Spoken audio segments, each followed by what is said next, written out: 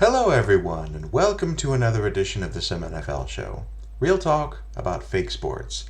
I am your host and commissioner. You can call me Pierce. Today we are covering all of the Week 5 action of the 2026 season of the Pro Football Sim over at SimSN. If you're unfamiliar, come check us out on the website and on Discord. We would love to have you. So as usual, today we're going to start with the stats and summaries for all of our Week 5 games, concluding with my choices for the players of the week. We'll do a quick injury update. We'll look at the current state of the SimNFL standings. And then we're going to do another rookie feature this week with a slightly different approach. But we're going to look at rookie performances through Week 5 and kind of place them in a couple of different tiers. We'll be heavily focusing on first-round picks and quarterbacks, but we do have some later picks mixed in there as well.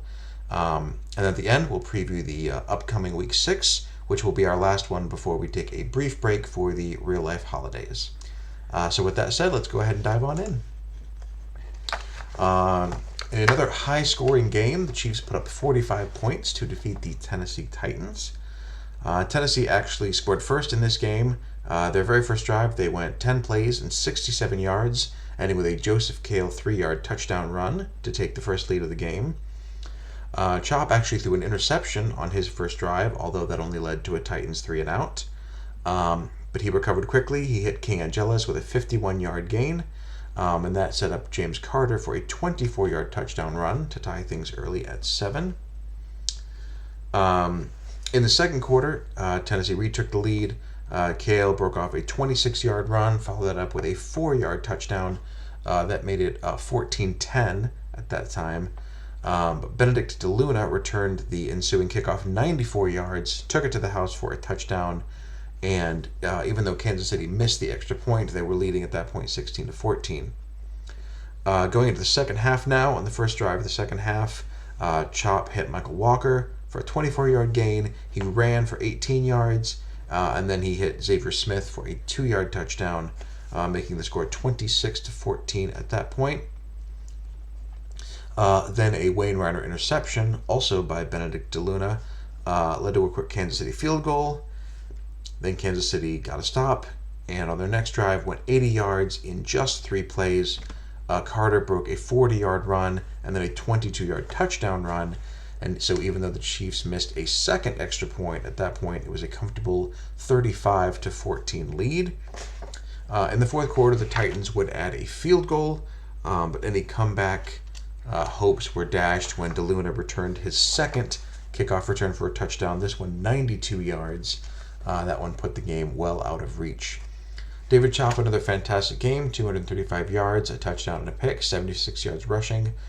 James Carter, 154 yards on just 15 carries plus 2 touchdowns. But the real hero is Benedict DeLuna with an interception and 2 special teams touchdowns on the day. The Browns and Jets fought to a close AFC match, with the Jets ultimately coming out on top 22-19. Jets scored in the first quarter on a 10-play, 74-yard drive, ending with a Sergio Gonzalez 3-yard touchdown carry from his wide receiver position to open the scoring. Later, Dominic Enku for the Browns would break off carries of 26 and 13 yards, so beating the defense with his legs. That led to a long 52-yard field goal by Abel Chapa. Then the Jets responded with Nick Suarez rushing for 29 yards. That led to a Jesse Knoll touchdown pass to Elias from 5 yards out, giving the Jets the 14-3 lead at that point. Browns got close again in the second quarter. Enku hit Benzman for 18 yards, William Mass for 19, John Morey for 15. They were stuffed on a 3rd and 2 close to the Jets' goal line and settled for a 26-yard field goal, making it 14-6.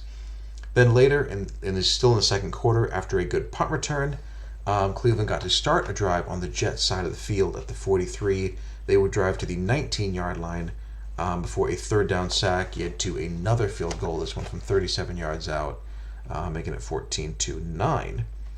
Going to the third quarter now, Enku, another big pass to William Mass, this one 46 yards, but they were stuffed on a rushing attempt on a 3rd and 2, tackle for loss from the New York Jets 3-yard line. So 3rd and 2 from the 3, they get stuffed. They settle for another short field goal, still behind at this point, 14-12. But they would finally get in the end zone with the Browns in the 4th quarter. Another big run from Enku, this one 38 yards, set up Travis Cole, backup running back, for a 12-yard touchdown run, and the Browns first lead 19-14 at that point. But the Jets would respond. Jesse Knoll to Will Huber for 19, and then his tight end Mateo for another 13. Mateo was actually hit and fumbled on that play, but the Jets were on top of it and did recover to keep the drive going. Jesse Knoll would follow up with a 21-yard run and then fight his tight end Richard Ludwig for a 3-yard go-ahead touchdown. Elias ran for the 2-point conversion, making it 22-19 at that point, with about 9.5 minutes to go in the game. On the first play of the next drive, Enku would injure his ankle, and he would not return. Luckily for the Browns, that was a minor injury. He should be back for next week. But he missed the rest of this game, and the Browns would get 0 first downs on their final 2 possessions. Jets took over with about under 4 minutes to go, and they would get 3 first downs and effectively run out the clock, running that 4-minute offense to perfection to clinch the game.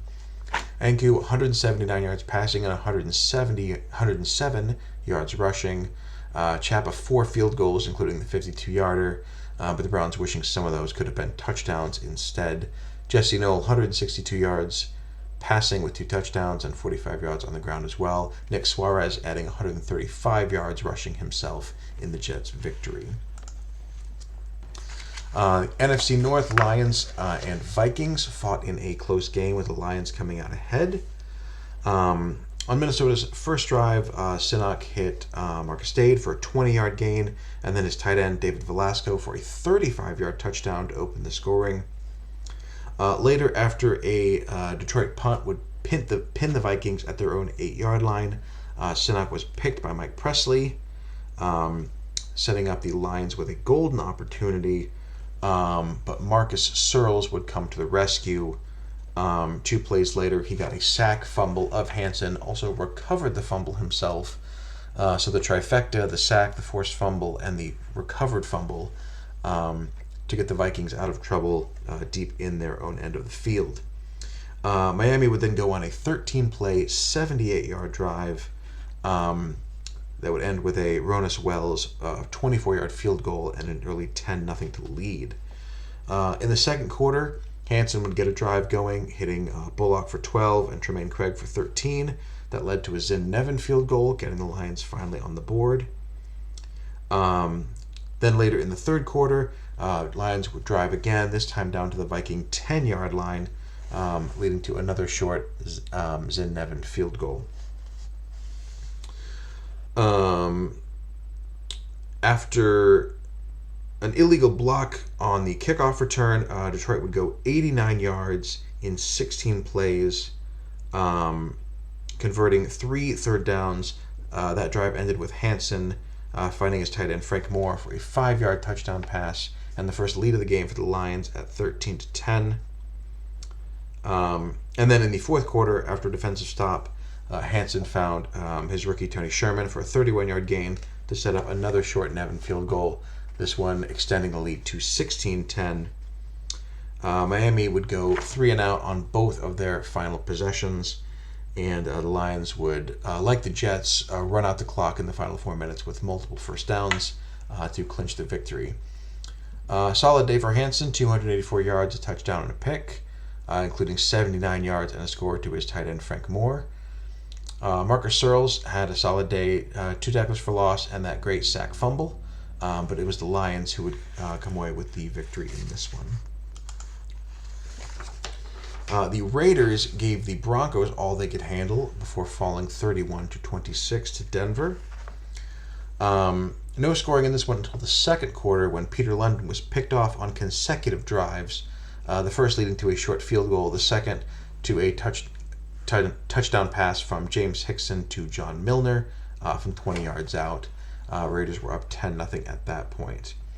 But Detroit would recover. Peter London hit Raymond Stelly for a 25-yard gain. Ryan Johnson would carry for 15 yards, setting up Thomas Gezik for a 1-yard plunge to bring them within 10-7. Later, James Hickson would hit Blank for 20 and Andrew Richards for 14, trying to get points at the end of the half. But then Hickson would take consecutive sacks, which would actually push them out of field goal range. And the Raiders were not able to add to their lead before halftime. The Broncos would then take the lead in the third quarter, London going 6 of 7 on one drive for 52 yards, including a 1-yard touchdown pass to Johnson, giving them the 14-10 lead. Raiders, though, would respond on their next drive. Hickson to Milner for a 65-yard touchdown, Milner taking a screen pass to the house, doing it mostly himself, and that put the Raiders back on top. But Denver would respond immediately with another lead change on their next drive. London hit Carmine Rose for 18. He found Gezik for a 13-yard completion on a 3rd and 5. That led to Ryan Johnson running it in from 11 yards out, and the Broncos back on top 21-17. After a Vegas 3-and-out, they would add to that lead with Raymond Stelly breaking a 90-yard punt return for a touchdown, giving them their biggest lead to date. In the fourth quarter, after a Vegas field goal brought it to within an 8-point game, Hickson got the ball back and hit Andrew Richards for 22, Blank for another 22, and then Willie Irving would run it in from 12 yards out. But the Raiders would miss the 2-point conversion that would have tied it, so it was 28-26 at that point. And then Denver put together a 14-play drive, killing a whole bunch of clock, that ultimately ended in a Rob Downing field goal, making it a 5-point lead with about 2:04 to go. And then on their final drive, Hickson threw an interception to Keith Remy, which sealed that game for the Broncos. Hickson, other than that last pick on the last drive, a great game, 330 yards, 2 touchdowns. John Milner, just 32 yards rushing, but added 83 yards and 2 touchdowns on 6 catches. 119 yards for James Blank as well through the air. Keith Remy, a tackle for loss, 2 pass breakups, and that critical interception at the end to seal the win for the Broncos. The Texans came out ahead of the Saints in a close game. Final was 24-17 there. Houston gained 63 yards in 12 plays on their very first drive, with 11 of those being running plays. But unfortunately, after they got to the Saints' 12-yard line, Nebel was picked by Arthur Madrano, and the Texans came away with no points despite all that effort. But Okoye Landrum's first pass was an interception to Austin Bledsoe. That gave the Texans another shot at it, and then Nebel found Rothschild for an 8-yard touchdown pass, giving the Texans the early lead. New Orleans got the ball back, and Landrum's second pass of the game was also an interception to Austin Bledsoe. Unfortunately for the Texans, all that led to was a missed field goal. So despite 2 picks in 2 plays, the Texans were only up 7-0. Landrum finally got it going. He had a 15-yard completion to Gregory Sprouse, a 14-yarder to his tight end Palmer. That got the Saints in range for a field goal, but they missed from 38 yards out, so we're still scoreless at that point. Later in the second quarter, Landrum hit his running back Jalen Johnson for a 40-yard screen pass, and then Gregory Sprouse again for a 10-yard touchdown to tie the game at 7. Then before the half, New Orleans would drive 61 yards in 14 plays, leading to a Bassett 3-yard touchdown run, and the Saints took the lead at that point. But in the third quarter, Landrum would be back to his giveaway ways, throwing an interception, this time to Ramon Fry, his third of the game. Fry returned it all the way down to the Saints' 9-yard line. That led to a Jeff Holley touchdown run, tying the game at 14. Late in the third quarter, with the Saints leading 17-14 and having possession, it looked like they were going to get into scoring range, with Landrum hitting Anthony Danks for a 25-yard gain into the Houston red zone, but it was wiped out by an offensive holding call and the Saints would punt instead. Texans would take that punt, drive 50 yards into field goal range, hit a 47-yarder to tie it at 17 with about 11:30 left to go in the game. Later, Nebel threw his interception, his second interception to Alvarez. That gave the Saints the ball near midfield, but they would go 3 and out. Texans defense held. And then Texans ball with 4:18 left to go in the game. Jeff Hawley rips off a 62-yard run on a 3rd and 3. He was pushed out at the 1-yard line, barely kept from scoring, and then Mike Bradley stole the touchdown from him on the next play. The Texans still got the points, put them into the lead. But it wasn't over at that point. The Saints had one final drive, and Jalen Johnson ran a draw play for 52 yards all the way down to the Houston 12-yard line. The Texans were able to tackle him before he could get into the end zone. They stuffed him on a run on first down, and then Landry threw 3 straight incompletions, ultimately turning the ball over on downs, and the Saints were unable to come up with a tying score in the final seconds. So the Texans win 24-17. Nebel, 122 passing yards and 37 rushing yards. Jeff Hawley added 199 yards rushing on 36 carries, including a touchdown and a single fumble. Austin Bledsoe, of course, 2 pass breakups, and there's 2 interceptions early in the game for the Texans. And then finally, San Francisco got their first win of the season over the Seattle Seahawks, 24-20. Seattle got on the board first. It was actually a Romero interception to Godwin Johnson that set up Seattle at the San Francisco 21-yard line. West went 3 for 3, including a short 3-yard touchdown to Terrence Hoffman to open the scoring in this one. Late in the second quarter, after a San Francisco field goal made it 10-3, West threw his first of 3 interceptions on the day that was returned to the Seattle 17-yard line. Romero found Thomas for 15, and then Jeff Worley ran it in for a short touchdown run that tied things up 10-10 at the half. Later in the third quarter, Seahawks would go back in front. Harrison Scott, a 51-yard touchdown run. Fantastic play from him. And then after a defensive stop, Seattle got the ball back, drove 50 yards in 13 plays, leading to a short Walker field goal and a 20-10 lead. But later in the third, West threw his second interception, this one to Gonzalez.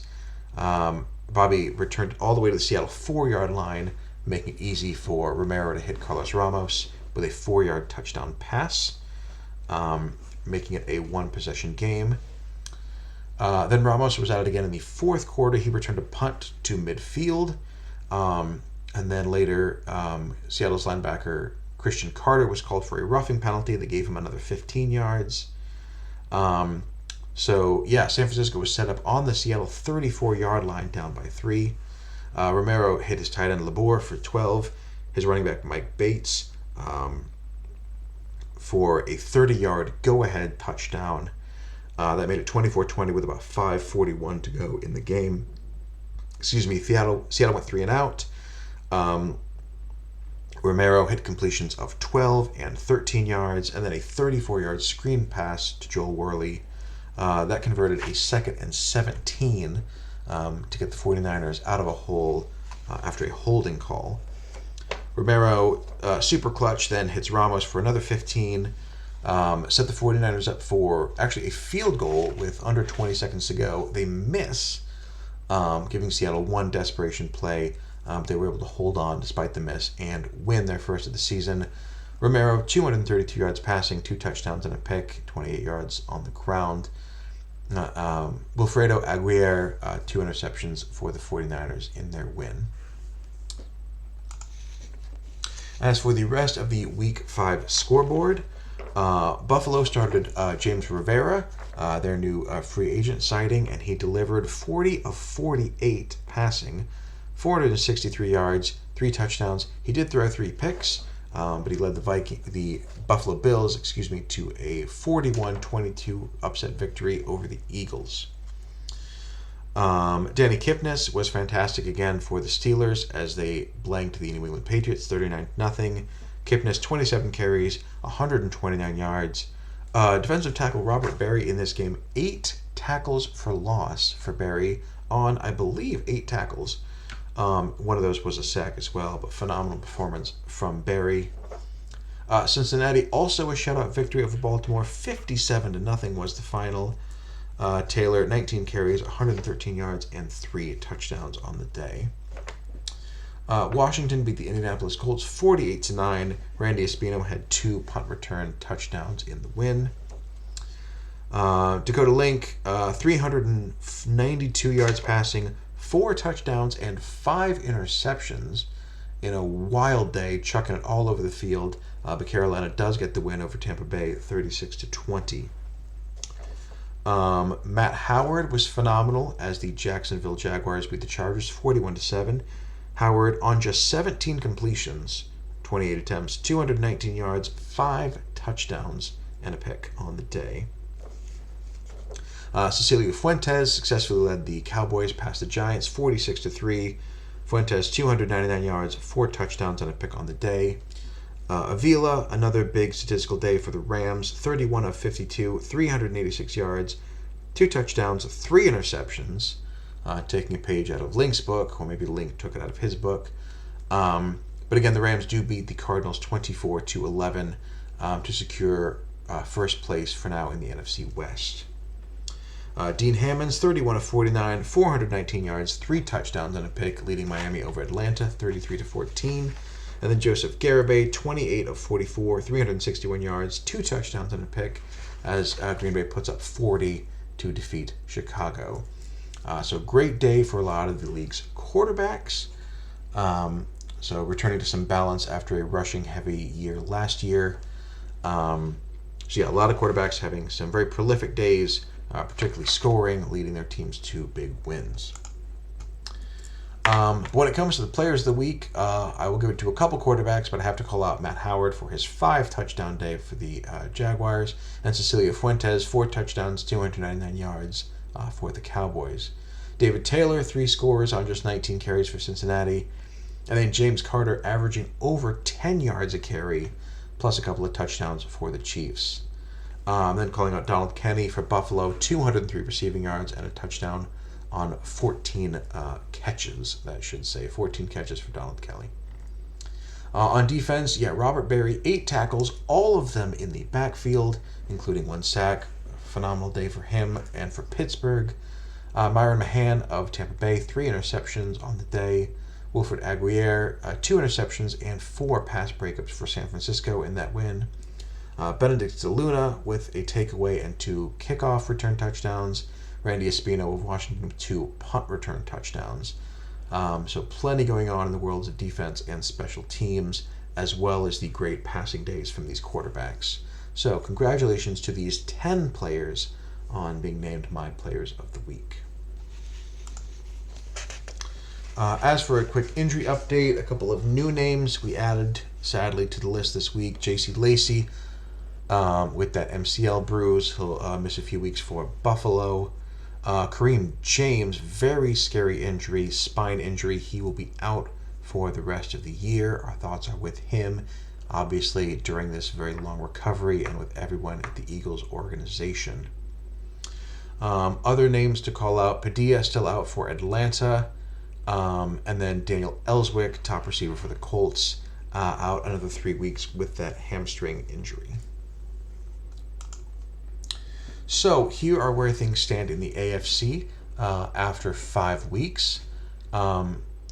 Dolphins still on top in the East, but Jets are 4-1 and nipping right at their heels. A similar case in the West, where the David Chop-led Chiefs are 4-1, just behind the undefeated Broncos. The Steelers are in first place in the North, with the Browns still in contention at 3-2. And then a logjam at the top of the AFC, with currently the Jaguars and Titans leading the way at 3-2, with the Texans just behind at 2-3. Over in the NFC, there are no undefeated teams left. Washington, Carolina, the LA Rams, and Detroit all leading their divisions at 4-1. The NFC South, seems to be a one-team race at this point with already a 3-game lead for the Panthers. Everything else is pretty close.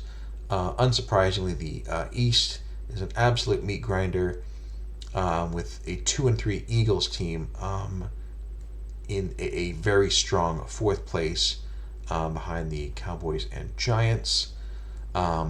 Packers looking strong at 3-2 in the North, plus a head-to-head victory in their pocket should they need it. The Cardinals still at 3-2 after a strong start. Seattle 3-2 as well, not to be outdone in the West.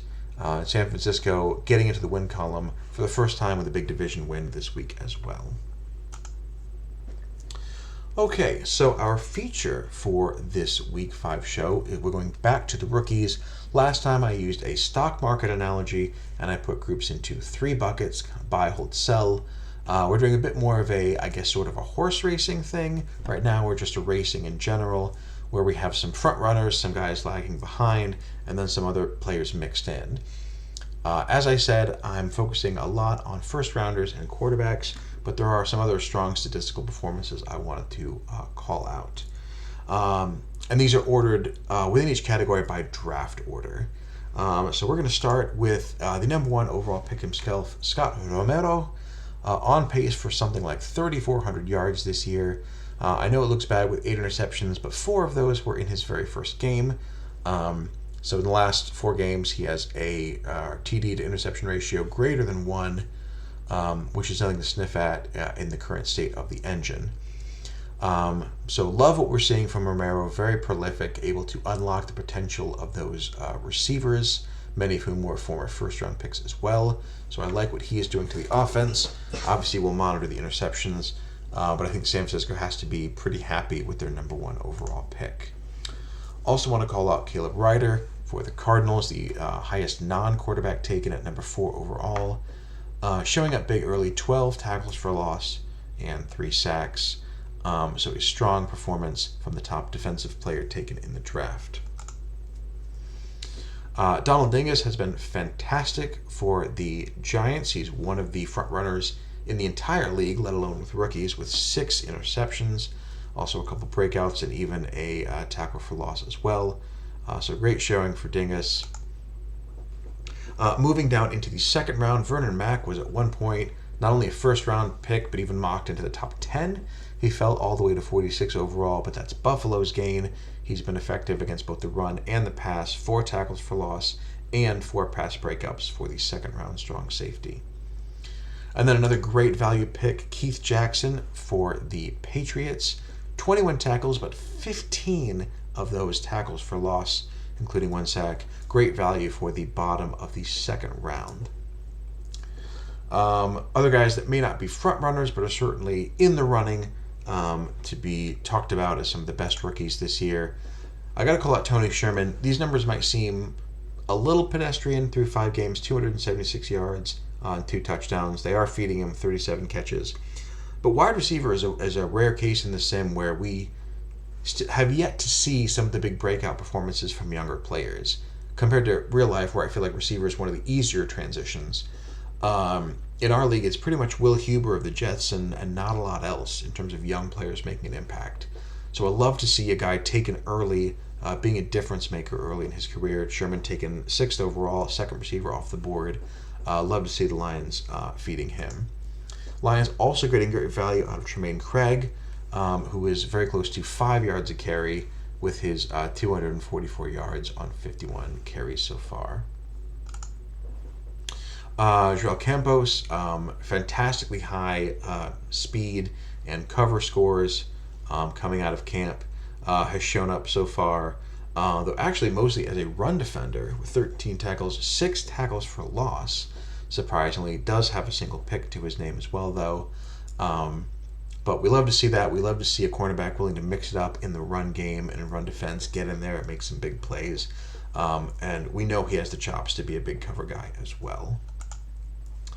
And then going all the way down to the 6th round, got to call out Puna Edwards for, at the very least, overperforming, I think, relative to his draft position and his supporting cast.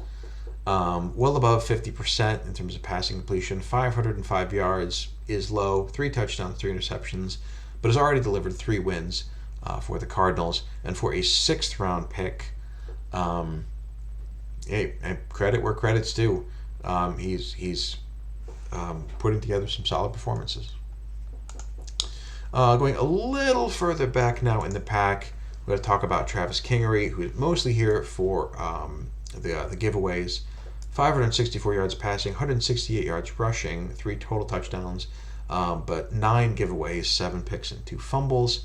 That's not going to cut it. He's got to protect the ball better if he's going to be a net positive for Tampa Bay. I think he will, absolutely. Growing pains, putting him back because of the interception count there. And this hardly feels fair because they just went through a massive scheme change and got hit for 3 straight weeks. I almost considered just putting the numbers for the first 2 weeks, but that felt too disingenuous, and the other side kind of putting my thumb on the scale. So far this season, Savage is below 50% completion, 545 yards, 3 touchdowns, 6 picks. But he had that one stellar game against Miami before the scheme change went into effect. So I'm very interested, now that those malices are gone, to see what he can do the rest of the season, see if he can outpace some of these members of the pack with plenty of time left to go in his rookie campaign. Top 10 pick Dallas Denker, taken 7th overall by the Jets, has been solid. Hasn't put up the wild numbers that Donald Dingus has, but 19 tackles, including 1 for loss, forced a fumble, 3 pass breakups. Definitely doing his part when he can. And then Harrison Rodriguez, this one a little lower, mostly because of the yards for carry. He's had 50% more touches than Tremaine Craig, but only about 30 more yards. 272 yards, 3 touchdowns on 75 carries. Surprising that his yards per carry is so low given his insane speed. However, do love to see the ball security and not have the fumble issues that some other players have had. And then in the back of the pack, as far as the rookie class goes, and at least when it comes to compared to expectations, Michael Oliveros, just above 50% completion, 328 passing yards through 5 games, no touchdown passes, 4 interceptions, and just 23 rushing yards on 21 carries, just over 3 feet per carry. Not going to cut it for a top 10 rookie quarterback, especially a scrambler of his caliber. And then also I'm going to call out Marcus Dade, again, mostly for, actually this one entirely for ball security issues. He's put up some great yardage, 128 touches, and over 450 yards from scrimmage with 3 touchdowns. But 4 fumbles on 109 carries is not going to get you trusted as a franchise back. Dade's got to do a better job holding onto the ball. If he can, I think he can race closer to the front of the pack with the yardage that he's putting up. But ball security, definitely an issue, definitely something that is holding back his performance at this point. So as we go into week 6, again, this weekend there will be games, and then we'll be taking a short break for the real-life holidays. We've got a great slate set up, starting on Thursday night with Dallas going to Seattle to face the Seahawks. The first of many games that feature 2 teams going head-to-head with records above 500, including the early games on Sunday with Detroit at Pittsburgh, and then the Jets at Washington, a couple of 4-1 cross-conference matchups. Should be some great games. And then another early game, also cross-conference as well, Cleveland going to Green Bay to face the 3-2 Packers. In the afternoon, we get 2 great quarterbacks, Matt Howard and David Chop, going head-to-head with Jacksonville at Kansas City. And then a big division matchup for the AFC South, Houston at Tennessee. The winner will be in second place at worst in the division, and will be in good place to make a run. Then on Sunday night, we have the Vegas Raiders going to Buffalo to face the Bills. And then on Monday night, it is an all-purple weekend matchup with Brandon Savage, fresh off this scheme change, looking to see what he can do against the Minnesota Vikings and that Marcus Searles and that defensive line. So it should be a great game there on Monday night, and we hope you will stick around for that one. That is everything I have for this edition of the SimNFL show. Again, we will see you for the games this weekend, and then there will be a break both in games and in media, but we will be back eventually to cover all the results from Week 6 here on the SimNFL show when we return. And until then, as I say to all users in all of our sims, good luck and have fun.